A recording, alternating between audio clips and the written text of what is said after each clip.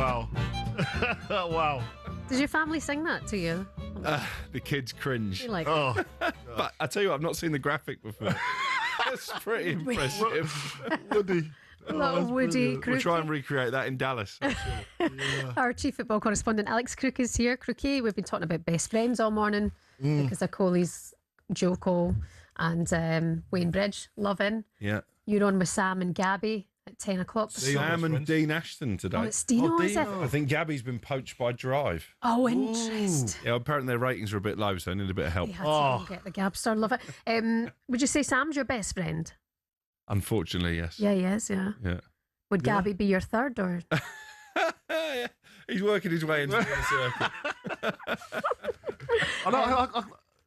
You don't have nothing in common with Gabs. He's about the high life. You're a humble man. I have stayed at his house, and Have you?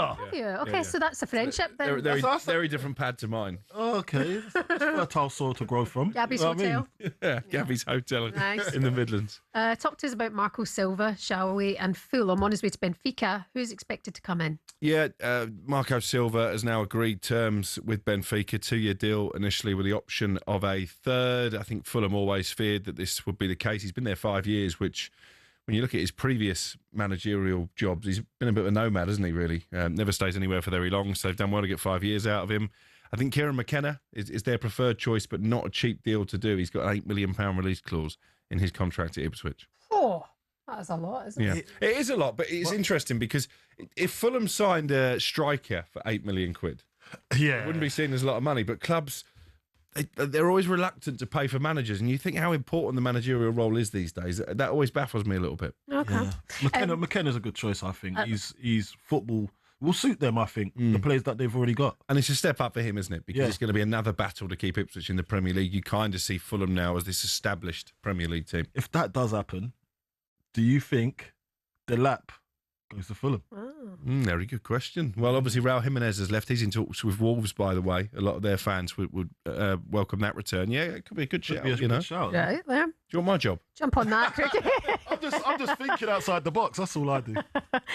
Talk about Manchester United. I watched that interview with the CEO, Omar Barada, talking about the hope to keep Bruno Fernandes at Manchester United.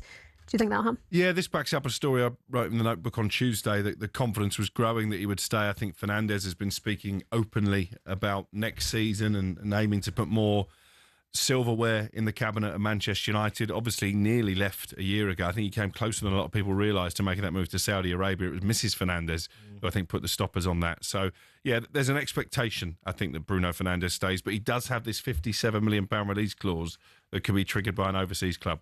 Yeah, I think he stays loyal, don't you think? I think It feels like an odd turn to leave. You know, when you look at how getting well better. United did in the second half of last season, I've stuck my neck on the block and said, actually, I think they've got a chance of finishing runners-up behind Arsenal next year. When you look at the changes at the other top clubs, new manager in at Liverpool, new manager in at Chelsea, new manager in at Manchester City, it feels like an opportunity under Michael Carrick to really build on what they achieved in the second half of last season. Yeah, my thing with Michael Carrick, so he's had a good run because they've been out of all competitions, but now the competition is going to be piling on him. Yeah, how to balance the squad, who to play. That's going to be the new, I'd say, challenge for him to manage. And that's why it's such a big summer, because the squad is light. I think you saw that even when he did experiment in that Sunderland away game. 0-0 draw was really drab when he put a couple of the Deadwood into the team, people that you'd expect to be leaving. So I think they need at least 5 signings. Obviously, Edison is pretty much done and dusted, just a case of signing that contract.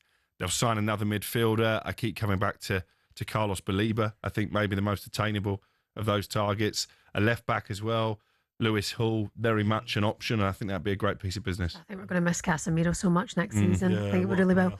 Okay, just quickly, well, we've got a minute. Liverpool, Andoni Iraola is in as the head coach. Reports that he might go and get Alex Scott. Yeah, that noise seems to be growing, and you can understand why, because I think it was a problem last season for Liverpool. That midfield, Gravenberch and McAllister certainly weren't on the same level. And Alex Scott obviously is a player that Iraola knows well. I know Bournemouth are keen to tie him down to a new contract, but certainly one to watch. And again, similar situation to Bournemouth that they found themselves in last summer, because they've done so well under Iraola. A lot of clubs are sniffing around their players. So I expect the interest in Alex Scott only to grow. Do you know who Alex Scott's sister is? The Man United women's captain. Is that right? It's Miley Tisser. Really? Yeah. Didn't know that. Step brother, step sister. Oh, okay. I don't know, talented fan. Know that.